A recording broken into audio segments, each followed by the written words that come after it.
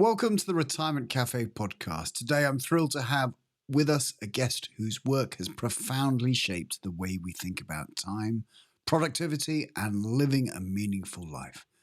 Oliver Burkeman is a renowned British journalist, author, and former columnist for The Guardian, best known for his groundbreaking book, 4,000 Weeks, Time Management for Mortals.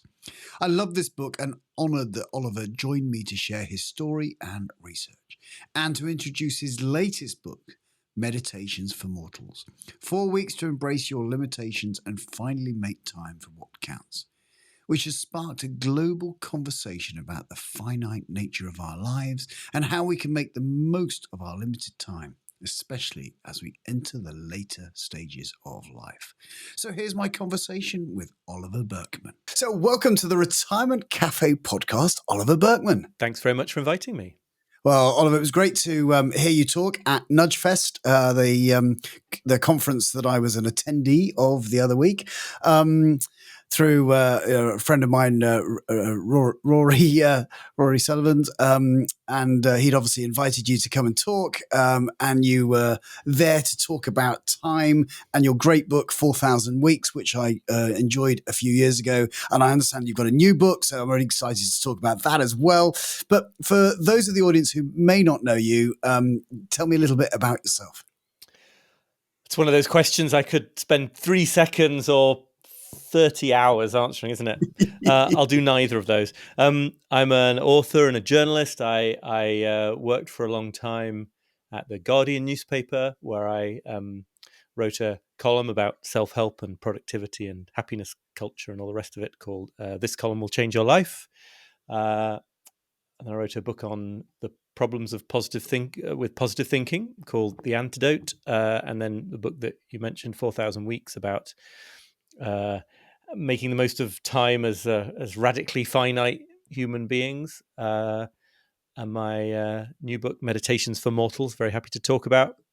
Lived in America for a long time, live in the North York Moors in Northern England now. Wonderful.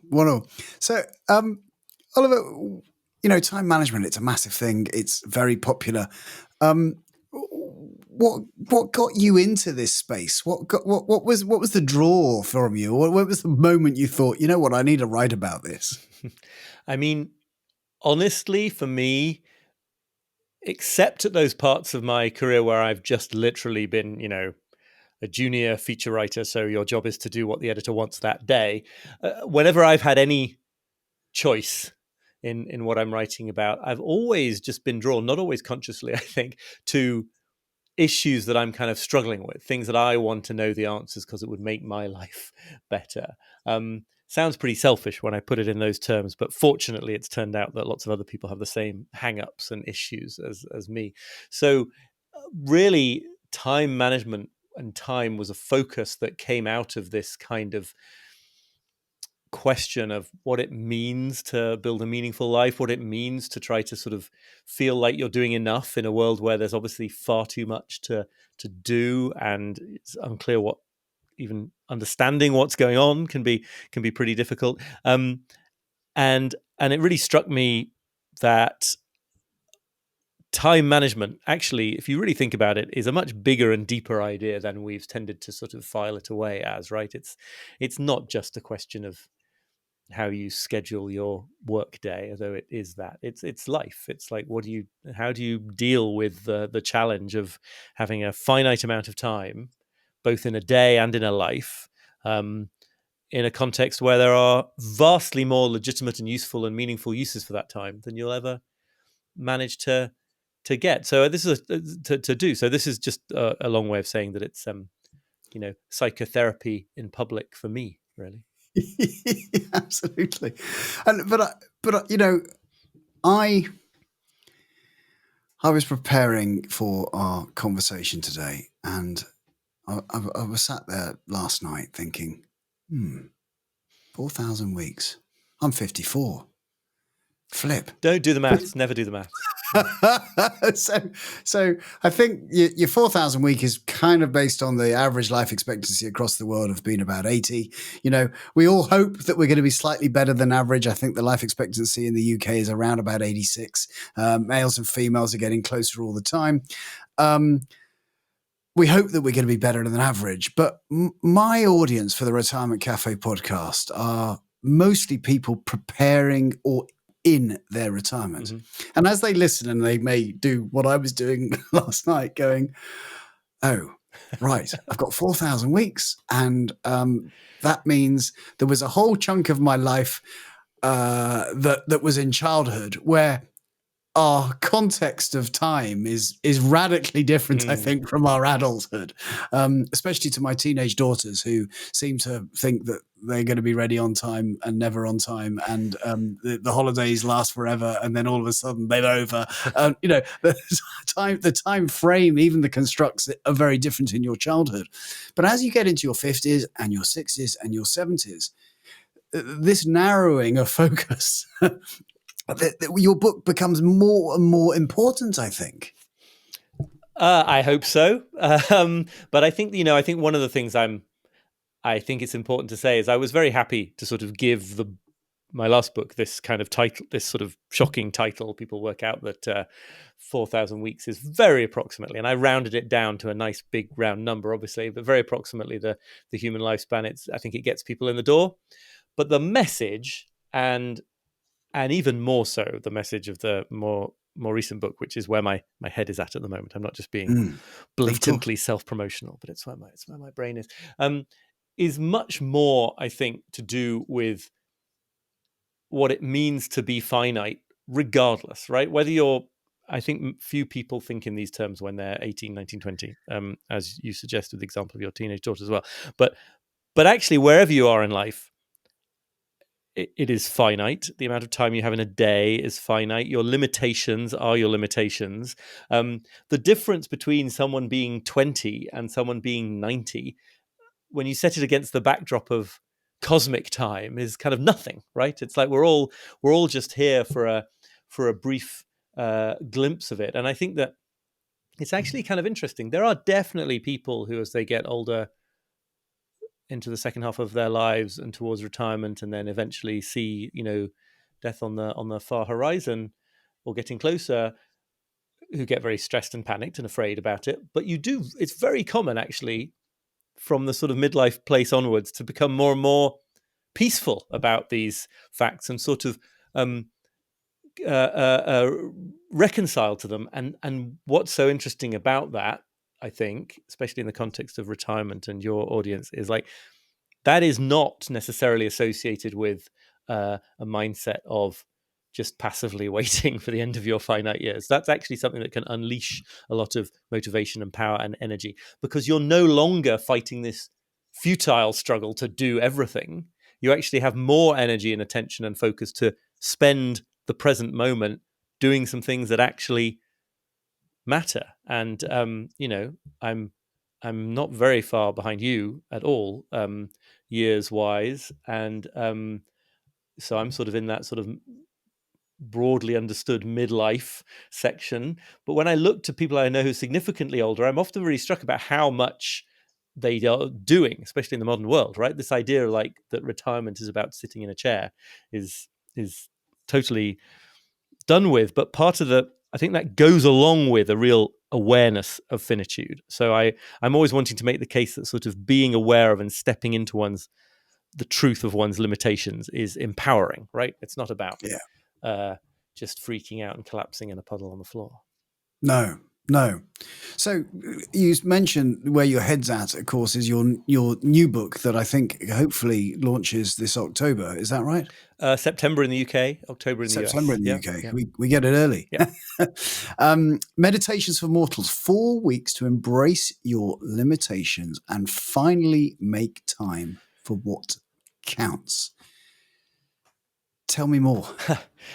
This is a book that addresses something that it's been in the back of my mind for a long time, which is a lot of what I've written about, both in book form, journalistically, email, newsletter, and all the rest of it, is about this challenge of actually getting around to things, right? It's this idea of like not implementing systems and building habits so that one day you're going to feel like you're living a meaningful life, but actually doing those things right here and now. And of course, the finitude of life is very important here, because if you're 20, you can just about convince yourself that, like, the really important part of life is coming later.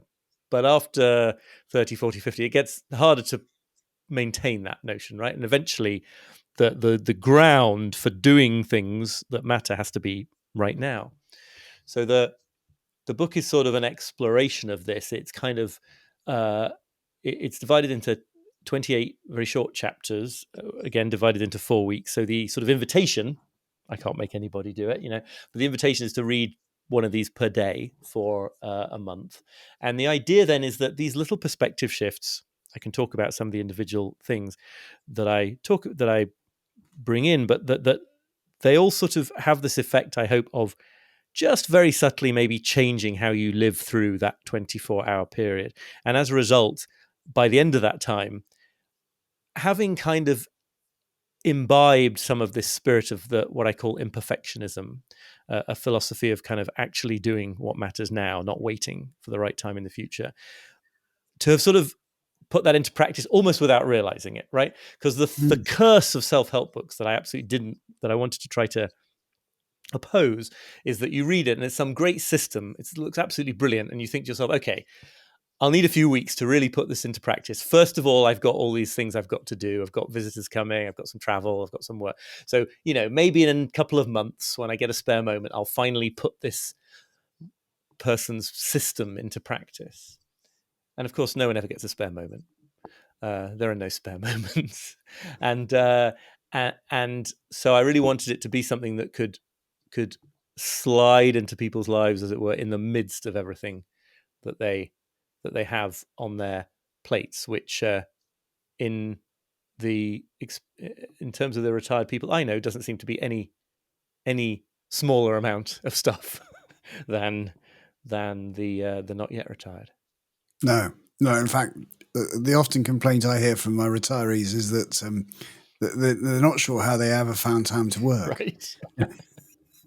Yes, exactly. So give me some ideas about what people can expect to find in this 28-day journey. Some of the key things that they Sure. can start to meditate on, maybe. So in the first week, I sort of am being pretty sort of philosophical and big picture about what it means to be a finite human, what it means that every decision to use a week or a lifetime for anything means not using it for a million other things. So you have to constantly make these decisions, make decisions about what to do in the context where all the other things you're not doing would have been good things to do as well. And that can be really an agonizing thing. I'm trying to sort of really get in people's faces in terms of the what it means to be finite. And then there's a week about taking action. So the challenge of making decisions when there's always too much to do, the challenge of the kind of tasks and responsibilities that we avoid out of fear, and how to deal with that kind of avoidance, the way in which lots and lots of things that we consider to be incredibly challenging are actually a lot easier than we were expecting them to be, and how we make extra work for ourselves by sort of expecting any meaningful activity to be also difficult and effortful. How to deal with a sort of endless to read pile of like thousands of books that you feel bad about not getting through all of them. Then I move on to a more sort of, I guess, Zen inspired week about the importance of letting things happen, of not always approaching life in this spirit of forcing things into being, allowing other people their emotions, right? Not worrying all the time that somebody is mad at you, or that you're letting down somebody or disappointing somebody. Being able to sort of let those emotions be and live without being tormented by them. And then final week is all about, it's called showing up. It's all about just sort of the challenge of really sort of being immersed in the actual present moment life you have, not approaching life as something where you're storing up experiences or skills or earning qualifications or whatever it might be for some future moment when it's all going to be meaningful, but actually bringing that meaning out of the future and into the present. So there's a whole lot of little perspective shifts. There's a whole bunch of techniques and tools. And I just really wanted to try to sort of, as I say, let it get under people's skin in a way. So when people are reading the book and working way through and they're becoming maybe more cognizant to relationships and community and skills they want to learn or travel they want to do, and they're going, this, I really want this wonderful, fulfilling, possibly retirement. How do you, or how does your book address helping them kind of prioritize the time they have available and the priorities that they have? Maybe there's a ladder of priorities, the things that they want to, often I can imagine, or I know myself, that there are a lot of things that I want to do, but actually getting those into a priority order of actually what I should attend to first in the finite time available. How do you help kind of, work through that? I think prioritization is such an interesting angle on all this, because there is a lot of advice mainly aimed at sort of corporate life and working life, but I'm sure there's some of it in the sort of space aimed at retirees that treats prioritization as really a sneaky way to try to fit everything in. So it's not really prioritization at all. It's a way of saying, well, look, if you give these things a priority A and these a priority B and these a priority C, and you do them in this order when your energy levels are at this or that, then you'll fit them all in. Of course, prioritization, and in real sense for any finite human, has to entail letting things go, like watching ships sail, right? And being able to say, I'm not going to see the majority of the places in the world that I yearn to see. I'm not going to develop a majority of the skills that I yearn to develop. But actually, that defeat, when you sort of surrender to that and see it for what it is not really a defeat at all. It's actually incredibly empowering, because that's the moment at which you can then allow yourself to really go into a handful of things, to really, get the marrow of the experience of a trip to, one of the countries you've always wanted to visit. But precisely because you're not sort of tormenting yourself with this idea that the real goal is to see all of them, and the real goal is to do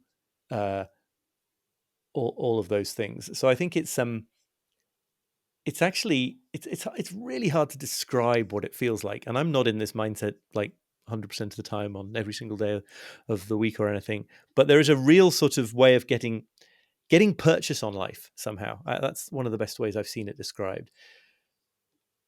You stop sort of floating on top of your life, trying to find some clever system for cramming everything in that you can think of.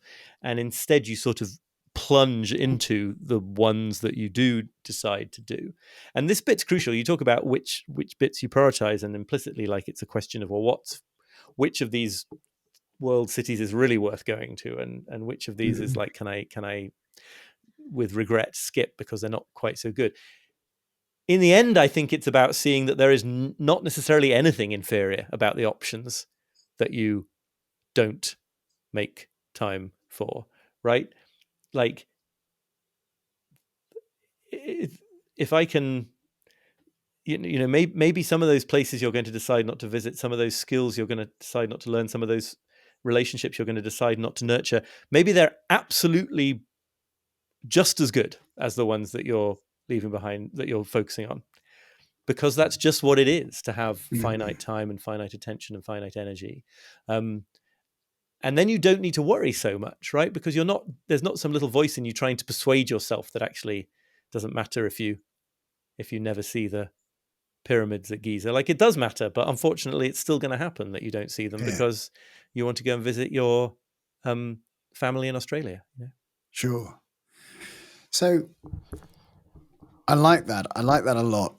The other, maybe I'm getting some self-help myself here, but the other challenge I feel is often when I'm sitting with a couple who are, we're transitioning into retirement, and I'm asking them hopefully some really deep questions, and I get them to, consider mortality, because I do find, this idea of mortality, this goes back to the Stoics, that this meditation on our infinite finite life does help us, create some kind of focus of living in the present. Though, of course, with a couple, we have separate dreams. And what what is on the priority list of one may not be on the priority list of the other. And obviously, there's an element of, first of all, making sure we share with our partners. What is an ideal, fulfilling retirement like? But actually, I've had it before. I want to sail around the world, and the other partner goes, "I'm not getting on a boat." So, how would you? Or maybe your book addresses this. This is maybe not just about being totally self-indulgent in your own priorities, but how you meld into the priorities of the people you love and care for as well. How do you think that you navigate that? Yeah, no, totally. And I would say that I don't think these kinds of differences are confined to retirement, are they? Right? It's like it's one of the angles that I do explore in one of the chapters is this to me, very empowering idea that your situation is worse than you think in all sorts of contexts. And one of them is the relational context, right? Because if you encounter some difficulty in a relationship, you might think, oh, maybe I married the wrong person, or, oh, maybe I need to do a lot of therapy before I can really be a good relationship partner. And those things might be true. But it's also just like, that's called being in a relationship. And part of that is it's another expression of human finitude, that you can't ever fully understand what makes another person tick, even the people you're closest to, perhaps especially the people you're closest to, because in the cases of people you're not close to, you don't even let it bother you that they do things you don't understand. And you will get triggered, and your old childhood issues will come to the fore, and this is just called being in a relationship. Doesn't mean that there aren't relationships that people should leave, of course, and sometimes the only response to that kind of difference is a separation. But the idea that the good relationships are free of problems, I think, is a basic mistake, because problems is just another word for each of us coming up against our limitations of, emotional flexibility, our limitations of maturity, our limitations of understanding another person. So this is all a very long-winded way of saying that I think that for anyone who's in a relationship that ultimately, means a lot to them, whether it's a sort of smooth sailing or less smooth sailing one, the distinction between what you want and what the other person wants exists, but it's a little bit different than meets the eye, because actually what you want for yourself and your own personal growth, if you're in any way committed to a relationship, is to become more flexible and more capacious and more willing to find some enjoyment in what the other person enjoys, and they to you as well, right? So that sort of act of constant yielding and sacrifice is sort of the name of the game, rather than an inconvenience. That's a very sort of therapy level or philosophy level response. There's also obviously the very practical one, which is like, we've got this amount of money for our summer holidays. I want to go to one place, you want to go to another. And I don't think there's a one answer to that kind of challenge. I think that the attitude that I was just talking about, the one that says like disagreements and difficulties and tensions are like part of the interesting experience of being in a relationship, means that you'll then be better able to make ad hoc decisions. Maybe sometimes the really interesting path forward would be for you to put your interests to one side and really try to enjoy something that your partner enjoys. Maybe another time it would actually really be the thing that was calling on you was to sort of stand up for yourself and say, no, this time I really want to persuade you to do what I want. And maybe sometimes people should go on separate holidays. Absolutely fine as well, right? No, Yeah. not a sign of anything bad if it comes from that place. But a big part of the philosophy of imperfectionism that I'm trying to outline in this book, I use that label imperfectionism just as a sort of umbrella term, is like, once you stop expecting these kinds of problems ever to be completely resolved, they're not really problems anymore. They're just life, and they're quite interesting and absorbing and Yeah. motivating even. Yeah. So you touched on the cost of a holiday, for argument's sake, and I think again, the way our world works, of course, is that, as you rightly say, we've got a finite time and we spend our time. But of course, how we choose to spend our money, when we don't know how long we're going to be around, is a huge challenge. Yeah. Gone mostly for most of the UK are the days of guaranteed pensions. Obviously we get a state pension if we've got full entitlement to that. And the current, the classic thing that I struggle with, or my clients struggle with, is at what point do we spend the money, Right. and how much do we spend? And we're terrified of it running out. Yeah. And therefore can end up with lots of money at their death, right, and not have prioritized the thing, so there's a whole conundrum here, isn't there? And then, do I leave a legacy, and do you have any kind of wisdom about how you could look at that? It's totally fascinating because, yes, there is exactly that. There's the problem of running out of money when you still need it, but there's also the problem of having spent so much of your life creating these resources that you then never benefit from because you were saving them. And I do a little bit in the book, not really in that context of retirement funds, I guess, but look at this question of the necessity of deferring gratification and the risk of deferring gratification too much. And in my experience, the kind of people who are interested in this material, the kind of people who resonate with my work, who think a lot about these topics, are significantly more in danger of deferring gratification too much than they are of not deferring gratification. There are definitely people who need to stop spending every single pound that comes into their life immediately on drink and drugs, right? But there are also lots of people who are like thinking so much about the future that it, in an anxious way, that it detracts from the present. Honestly, I'm one of them to some extent. I don't claim to have got past any of this stuff completely, and I think I'm definitely susceptible to that sense that I'm so afraid of running out of money when I really needed it that that I would like deny myself or my family something that would just be, in this year of our lives, a good thing and always will have been a good thing.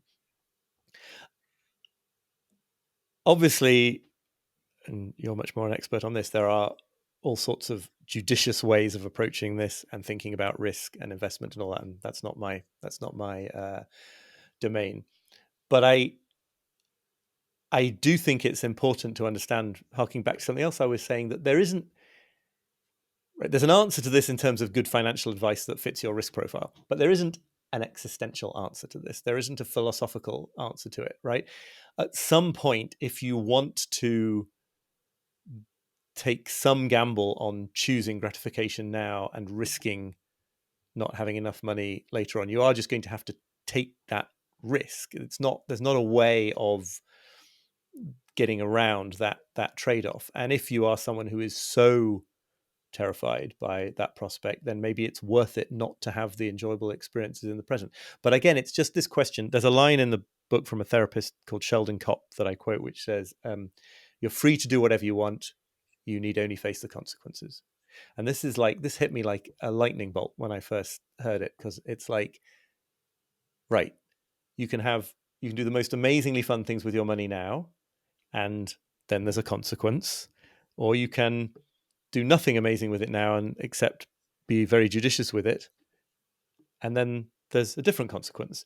And you're not going to be able to get away from consequences. So the question is, what balance of consequences will you choose? And I think that's actually, it sounds like I'm sort of, maybe like I'm wriggling away from answering the question, but I think that seeing that full context can be amazing, because then that's when people understand instinctively and intuitively, oh yeah, actually I am being a bit too cautious here, actually adjusting the dial one notch in the direction of hedonism would be appropriate for me, and I don't need to worry that I'd suddenly lose total control of myself and dial it all the way and be incredibly stupid. Because if you're worried about that, that's a guarantee that you're not that kind of person who's at risk of that. So it's all an adjustment of dials, and an understanding that if you maximize one thing, you're going to have to bear the consequences with something else. Yeah. It is a fascinating question, and I think you're absolutely right. There are people who live, with frugality, and I think the observance that I continually will try and educate maybe a 65-year-old, comparable to just the experience I've had of an 85-year-old, is 85-year-olds don't want to do what 65-year-olds want to do. Mostly. Right. I'm not saying that still don't want community, and they want family, and they want connection, etc. But I see less 85-year-olds wanting to go backpacking through Vietnam. But I do see 65-year-olds wanting to do it. And therefore, just understanding that if we are successful to get to 4,000 weeks, maybe 4,500. If we are successful just through luck or through our own, self-education of looking after ourselves, is just realizing that we're always continually changing. And the 65-year-old and the 85-year-old are different people. What did they say about the Buddhist saying is that it's not the same man walking in the same river, or, you never walk in the river twice or something like that. Heraclitus, isn't it? You can never step into the same river twice. Yeah, all the same insight anyway. Yes, exactly. Everything changes. Thank you. Yeah. So actually, if you feel that you could afford it, go and do it, because well, I suppose you've still got some memories, haven't you? Right, and just sort of know your own default tendencies, so that when you push against them, you're doing it from a place of self-awareness, right? It's like, yeah, I know that I'm the kind of person who's liable to hold back a bit too much from something like that, from, splashing out for something in the present. But a different person listening to this might be like, just look at my life story. I've always splashed out, and actually now I need to push back in a different way. I think it's that awareness of which side of these consequences and trade-offs you just instinctively go to. For some reason in your childhood, probably, right? Some idea that was the way to safety in life. Some people do grow up with the idea that, you can't trust the world, so if you get £100, you just have to spend that. And other people grow up with the idea that if you put enough of it away, like, then finally you'll feel okay. And neither of them are quite true, but No. It's good to know your own tendencies. Yes, and actually, I think that's there's some wisdom there. Is actually it's life is not so black and white. It's just versions of grey. Yeah, no, absolutely. There's yeah. Well, it's been fascinating to talk to you. Your new book, Meditations for Mortals, 4 Weeks to Embrace Your Limitations and Finally Make Time for What Counts. What Counts comes out in September. Where do people buy it? Where do people find it? Where do they find you? How can they connect with you? All that good stuff. You can buy it in any format, wherever you buy your books. And if you're hearing this before publication date, pre-orders are so important to authors. You'd be doing me a huge favor if you pre-ordered it in advance. My website is oliverburkeman.com, and you can sign up there for my email newsletter, The Imperfectionist. Fantastic. Well, we will definitely try and get this out before the publication date so we can get those pre-orders in. So I highly recommend all of Oliver's books. Thoroughly enjoyed chatting to you this afternoon. Once again, thanks so much, Oliver Burkeman. Thank you. It's been a pleasure. A heartfelt thank you to Oliver Burkeman for taking time to join me today. You can find links to Oliver's books and all we discussed today in the show notes wherever you've listened to this episode. If you found this episode helpful, please leave us a review on Apple Podcasts, as it really does help more people like you find us. And for more interviews and retirement planning videos, you may want to check out my YouTube channel. Just search for The Retirement Cafe with Justin King, or click the link in our show notes. To get in touch with feedback or guest ideas, you can reach me on hello@theretirementcafe.co.uk. So until next time, I'm Justin King, helping you feel more informed in your retirement.